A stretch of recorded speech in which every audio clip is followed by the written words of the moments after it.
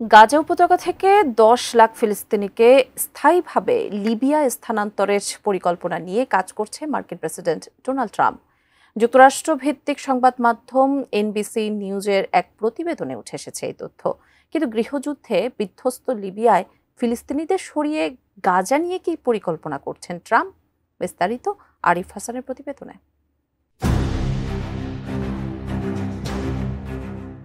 প্রায় ১৪ বছর ধরে গৃহযুদ্ধ ও রাজনৈতিক কোন্দলে জর্জরিত আফ্রিকার দেশ লিবিয়া। দেশটির দীর্ঘদিনের শাসক মুয়াম্মার গাদ্দাফির পতনের পর থেকে এই পরিস্থিতি বিরাজ করছে। দেশটিতে দুটি প্রতিদ্বন্দ্বী সরকার রয়েছে। দেশের পশ্চিমাঞ্চল আব্দুল হামিদ দেবেইবার নেতৃত্বাধীন এবং পূর্বে খলিফা হাফতারের নেতৃত্বাধীন। দুই পক্ষই সক্রিয় ও সহিংসভাবে একে অপরের এলাকার ওপর নিয়ন্ত্রণ প্রতিষ্ঠার জন্য লড়াই করছে। লিবিয়া যখন নিজেই অভ্যন্তরীণ কোন্দলে জর্জরিত, তখন সেই দেশেই গাজাবাসীদের সরিয়ে নিয়ে গাজাকে দখলে নেওয়ার পরিকল্পনা করছেন মার্কিন প্রেসিডেন্ট ডোনাল্ড ট্রাম্প। অর্থাৎ ইসরায়েলি আগ্রাসনের মাধ্যমে ফিলিস্তিনিদের নিজ ভূখণ্ড থেকে উচ্ছেদ করে আরেকটি অনিশ্চিত জীবনের দিকে ঠেলে দেওয়ার পরিকল্পনা করছেন ট্রাম্প।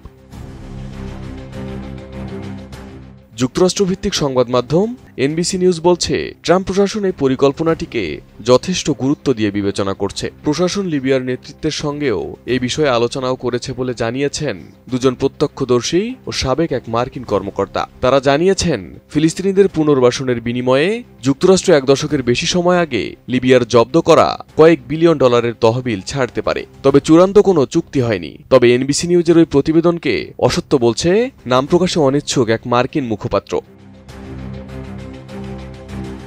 অ্যান্টিব্যাকটেরিয়াল অ্যাডিটিভ যুক্ত সেরা ওয়াটার ট্যাঙ্ক বিশুদ্ধ পানিতে ব্যাকটেরিয়া জন্মাতে দেয় না। এদিকে এই বিষয়ে গাজার শাসক গোষ্ঠী হামাসের জ্যেষ্ঠ কর্মকর্তা বাসেম নাইম বলেছেন, ফিলিস্তিনিদের লিবিয়া স্থানান্তরের কোন আলোচনার বিষয়ে হামাস অবগত নয়। বাসেম নাইম এনবিসি নিউজের প্রশ্নের জবাবে বলেন, ফিলিস্তিনিরা তাদের মাতৃভূমিতে দৃঢ়ভাবে প্রথিত।